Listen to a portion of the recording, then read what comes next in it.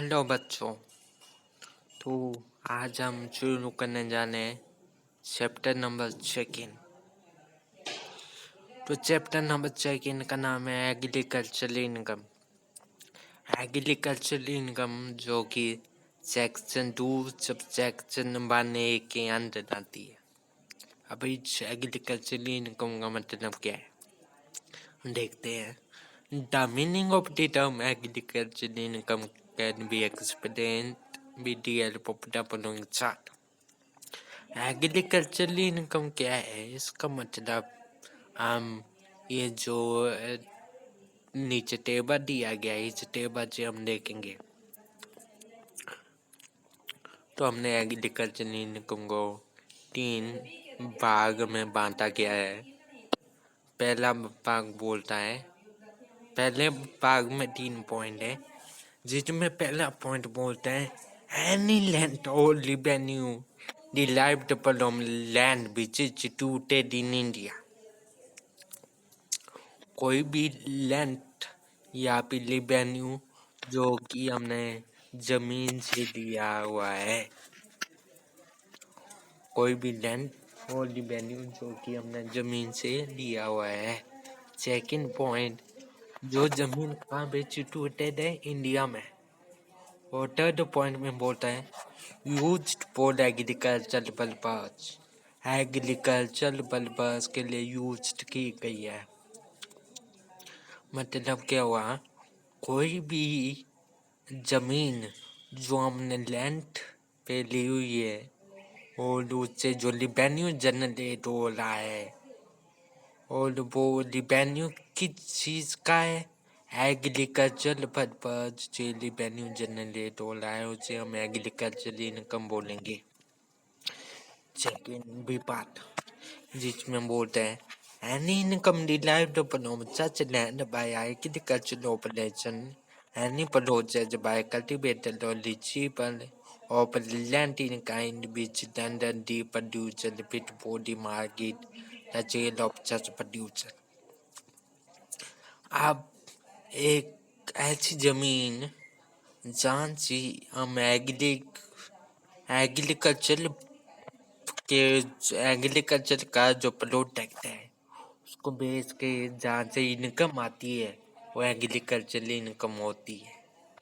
तीसरा पॉइंट है an income from a farm house. एक किसान का घर होता है और वहाँ से जो इनकम आती है वो एग्रीकल्चर इनकम होती है। हम देखते हैं capital gain arising from transfer of urban agricultural land shall not be treated as agricultural income। Urban तो दो कॉन्सेप्ट होते हैं यहाँ पे, एक अर्बन एक रूरल। अर्बन मतलब जो शहर के लोग हैं और रूरल मतलब जो गाँव के लोग हैं। तो जैसे हमने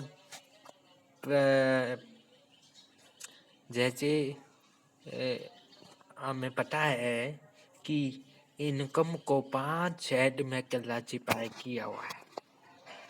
सबसे पहला हेड सैलरी होता है, दूसरा हेड कैपिटल गेन होता है, तीसरा हेड होता है हाउस प्रॉपर्टी का, छोटा हेड होता है अदर सोर्सेज का, और पांचवा हेड होता है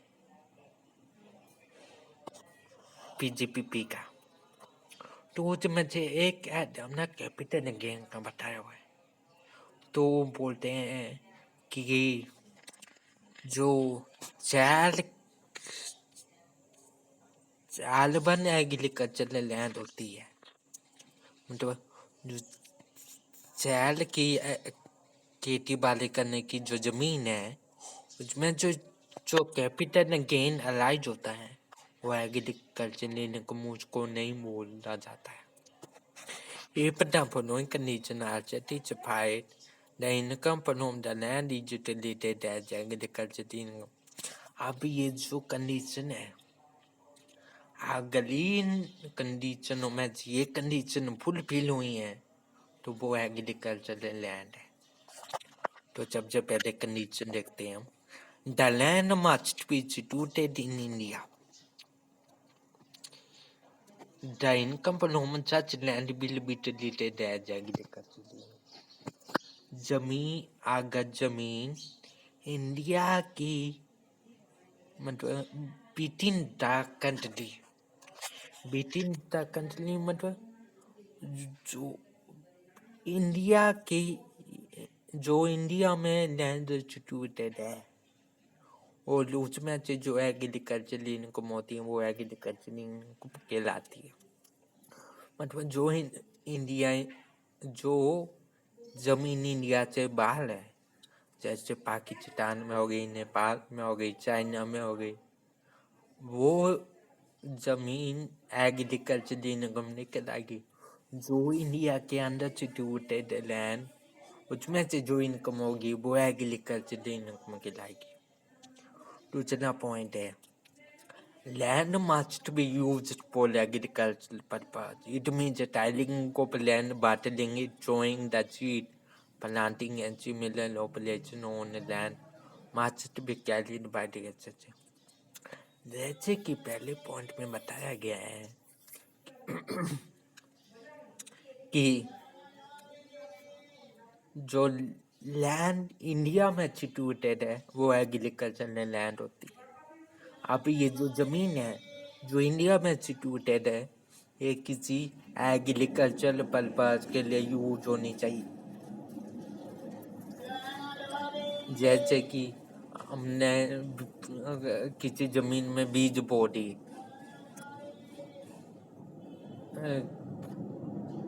पौधों को पानी दे दिया, वाटर देंगे, प्लांट उगा दिए इत्यादि। The legible of income from the land must have interest in the land. The land allowed in an unsatisfactory mortgage of the land as interest in the land. If a person purchases a standing crop and after cutting it, sell it and makes profit, such profit is not agricultural income। अभी ये बोलता है कि जो जमीन है उस पे जो जमीन का लीजिबल है उसको इंटरेस्ट होना चाहिए। मतलब जैसे कि हमें पता है कि जमीन पे इंटरेस्ट होना चाहिए। मतलब क्या है, इस जमीन से जमींदार को लैंड मिलना चाहिए। अगर किसी जमीन से जमींदार को लैंड मिला वो एग्रीकल्चर इनकम कहलाएगी। अगर उस जमीन से जमींदार को लैंड मिला ही नहीं तो वो एग्रीकल्चर इनकम नहीं कहलाएगी। The direct income from the agriculture is treated as agricultural income and indirect income from agriculture is not agricultural income। जो खेती बाड़ी से जो डायरेक्ट इनकम आती है वो एग्रीकल्चर इनकम कहलाती है। जो इनडायरेक्ट इनकम है वो एग्रीकल्चर इनकम नहीं कहलाएगी। जैसे कि the salary of the farm manager or dividend from a company engaged in agricultural income is not an agricultural income। अब फार्म मैनेजर की सैलरी है और कंपनी का डिविडेंड है, लेकिन वो एग्रीकल्चर इनकम में एग्रीकल्चर एक्टिविटी में इंगेज्ड है तो वो एग्रीकल्चर इनकम नहीं है।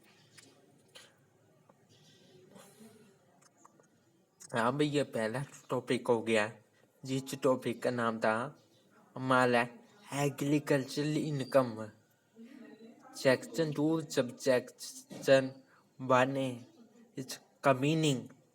तो इसमें सबसे हमने मीनिंग बोला, उसमें एक चार्ट के रूप में उसका मीनिंग समझा। उसके बाद हमने कुछ पॉइंट देखे कि एग्रीकल्चर इनकम कौन सी इनकम होती है, कौन सी इनकम एग्रीकल्चर इनकम नहीं होती। अब एग्रीकल्चर इनकम के प्रकार दूसरा topic, kind of agricultural income. Land only benefit the life from the land. जो हमारी जमीन है उसमें से लैंड या फिर रेवेन्यू हमें मिल रहा है। तो जो जमीन है उस जमीन से हमें प्रॉफिट हो रहा है। बोलते हैं when one person grant to another a right to use his land for the agricultural purpose,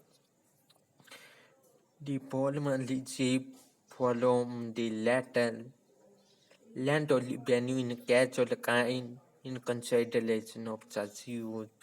Such land or revenue is treated as agricultural income.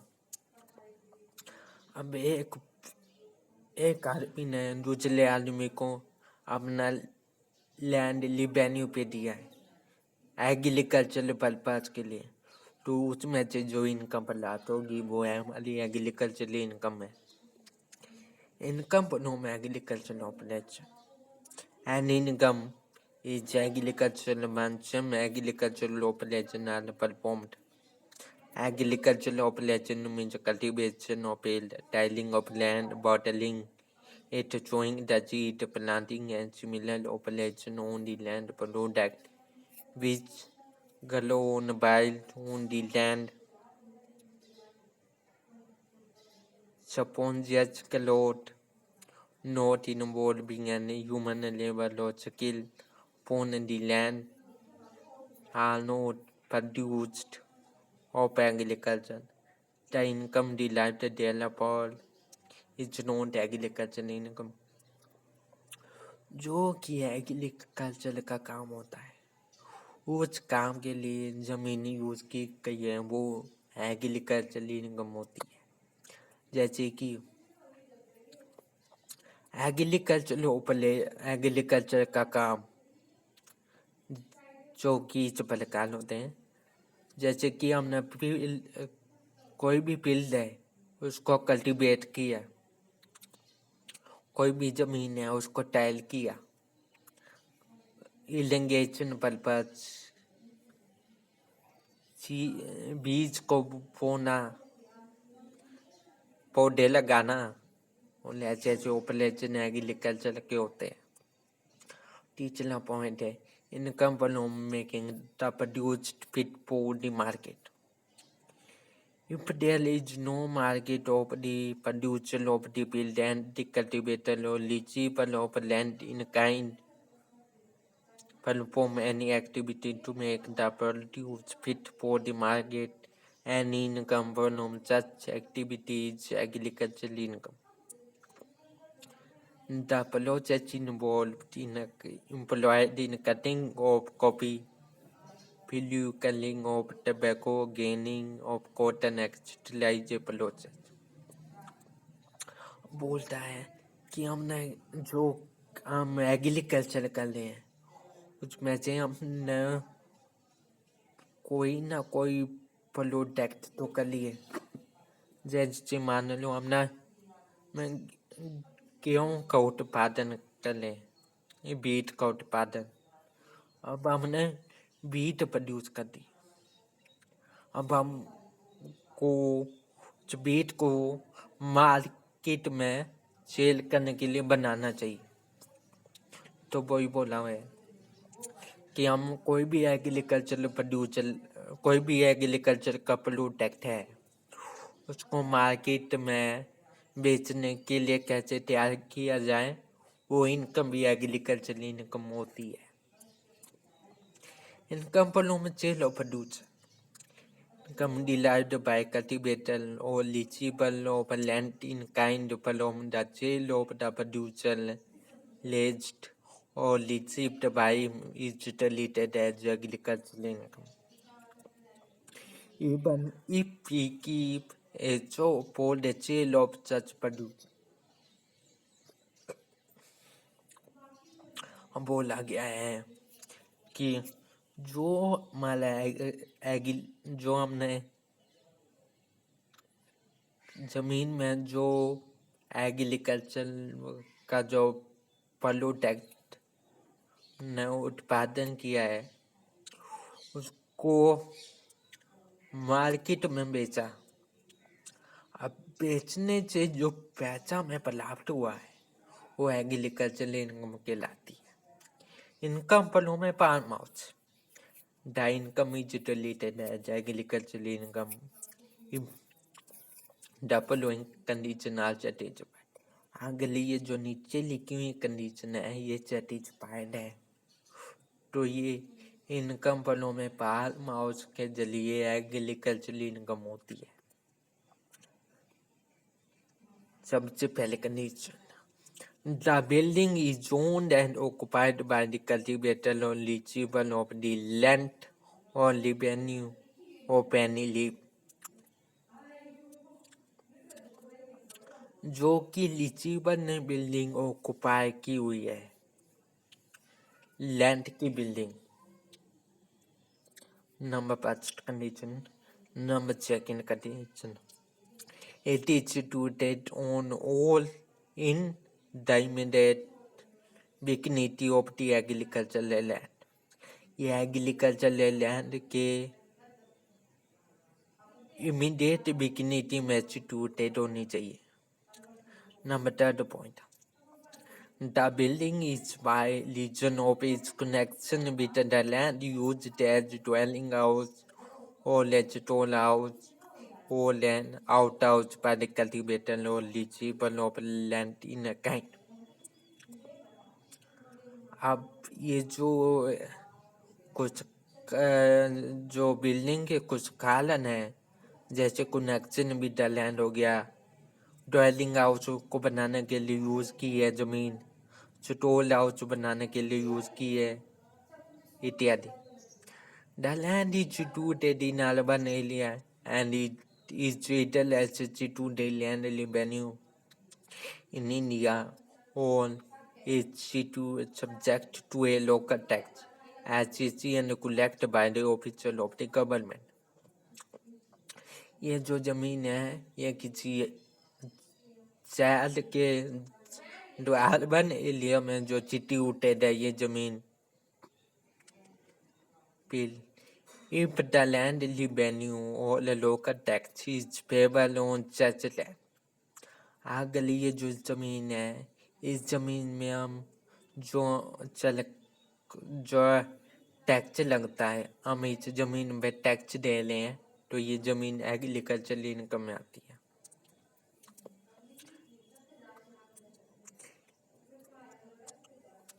The land is situated in a non-urban area। अब if the land revenue or the local tax is not payable on such land, अब इस पे जो हमें tax दे लें तो agricultural income है, और अगर हम इस जमीन पे टैक्स नहीं दे लें तो कौन कौन से पॉइंट है जो एग्रीकल्चरल इनकम है। सबसे पहले, the land is situated on non-urban area. गाँव, ये जमीन गाँव में सिचुएटेड होनी चाहिए। दूसरा point, the land is situated between municipality और contempt borders as a population of less than 10,000। अब इस जमीन पे 10,000 से कम पॉपुलेशन होनी चाहिए। Number third point, the farm building is not situated between the area specified below the income derived from such buildings shall be agricultural income। अब ये जो बिल्डिंग है जो कि एरिया में सिचुएटेड है वो एग्रीकल्चरल इनकम होती है। अब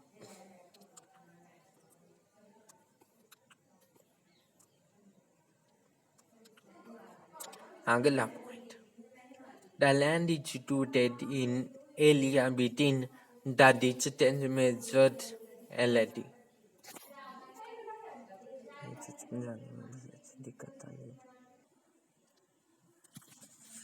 अगला पॉइंट है, the land is situated in any area between the distance measured LD not being more than 2 kilometers Along the land limit and which has a population more than 10,000 but no existing बनल है। अब एक जमीन है जो कि 2 kilometre से एक जमीन से 2 किलोमीटर दूर नहीं होनी चाहिए और उसमें उस जमीन में पॉपुलेशन होनी चाहिए 10,000 से ज़्यादा होनी चाहिए, लेकिन 1 लाख से कम होनी चाहिए पॉपुलेशन। मतलब 1 लाख से ज़्यादा नहीं होनी चाहिए, 10,000 से लेके 1 लाख तक पॉपुलेशन उस जमीन में होनी चाहिए। ये पॉइंट इसमें बोला गया। B point, not being more than 6 kilometer below the local limit and which has a population of more than 1 lakh but not existing 10 lakh। अब दूसरे पॉइंट में बोला गया है कि ये एक ऐसी जमीन जिसमें पॉपुलेशन 1 लाख से ज़्यादा होनी चाहिए, लेकिन 10 लाख से ज़्यादा नहीं होनी चाहिए। अब तीसरे पॉइंट में बोला है not being more then 8 kilometer from the local limit and which has a population more than 1 lakh। अब तीसरे पॉइंट में एक जमीन है जिसके पास 1 लाख से ज़्यादा पॉपुलेशन होनी चाहिए। अब अगला है 5 पॉइंट हो गए। अब ये जो 5 पॉइंट मैंने बताए ये दूसरे टॉपिक में आते हैं। और हमारा ये दूसरा टॉपिक कौन सा था? दूसरा टॉपिक था kind of agricultural income. Agricultural income कितने प्रकार के होते हैं, ये हमारा टॉपिक था। इसमें ये पहला पॉइंट बता रही है, दूसरा पॉइंट था ये तीसरा पॉइंट था, ये चौथा पॉइंट था और ये पांचवा पॉइंट था। अब जो पांचवा पॉइंट था इनकम फलों में पाल माउस से इनकम होती है। अब ये 5 पॉइंट ये सब पॉइंट में हमने क्लासिफाइड किए हुए हैं, जिसके साल सब पॉइंट है। अब जो पोर्ट सब पॉइंट है इसके बदल क्लासिफिकेशन है 3। अब ये जो तीसरा सब पॉइंट है इसके बदल क्लासिफिकेशन है 3। अब ये जो ऊपर 5 पॉइंट हुए थे ये 6 पॉइंट, इनकम फ्रॉम स्वैपिंग और cheating. The income derived from swapping or cheating colony naturally shall be deemed to be agricultural income। तो ये जितने भी पॉइंट है 6 पॉइंट, इन सब में जो इनकम प्राप्त होती है वो हमारी एग्रीकल्चरल इनकम है, क्योंकि इस टॉपिक का नाम क्या था? Kind of agricultural income. Agricultural income कितने प्रकार के होते हैं। The important point regarding the computation of agricultural income हमारे इस चैप्टर का तीसरा टॉपिक कि एग्रीकल्चरल इनकम को कंप्यूट करने के लिए कुछ इम्पोर्टेंट पॉइंट। सबसे पहला पॉइंट है agricultural income by way of land और revenue derived from land which is situated in India and used for agricultural purposes is computed as if it were income chargeable to income tax under the act from income from the other sources। ये जो agricultural income है by the way of the land, जो कि हमने कहाँ से derive की है? लैंड से। और हमने जमीन से ये इनकम डिराइव की है, और वो जमीन कहाँ पे सिचुएटेड? इंडिया में। और वो जमीन एग्रीकल्चर पर्पज के लिए वो जमीन यूज हो रही है। सबसे पहला पॉइंट। दूसरा point agricultural income from agricultural building is computed as eatable income chargeable to the income tax under the income belum the outsourced. अब एग्रीकल्चरल इनकम जो कि एग्रीकल्चरल बिल्डिंग है वो इनकम belum हाउस प्रॉपर्टी हाँ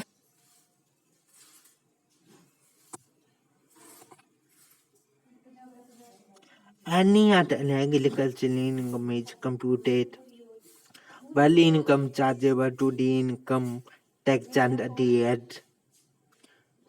profit and gain of business and profit. कोई भी दूसरी agricultural income जो इनकम टैक्स के अंदर चार्ज है वो पीजीपीपी के अंदर लाती है। पहले तो पॉइंट में हमें बताया गया है एग्रीकल्चरल इनकम जो लैंड के जरिए आती है वो agricultural income head of income पर माता सोर्सेज। दूसरे पॉइंट में एग्रीकल्चरल इनकम पर एग्रीकल्चरल बिल्डिंग से जो एग्रीकल्चरल इनकम आती है वो agricultural income under the head income पर दिया प्रॉपर्टी की तलाश की जाती है। और तीसरे पॉइंट में जो कि कोई दूसरी एग्रीकल्चरल इनकम है वो पीजीपीपी के अंदर लाएगी। अब एक छोटा सा note if payment exceeds to rupees 10,000 has been made under land between Tally